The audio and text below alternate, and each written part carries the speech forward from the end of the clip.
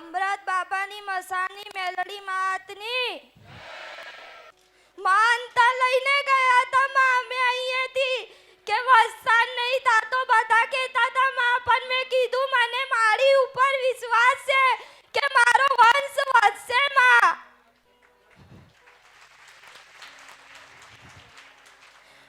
માં તમારો ખૂબ ખૂબ આભાર.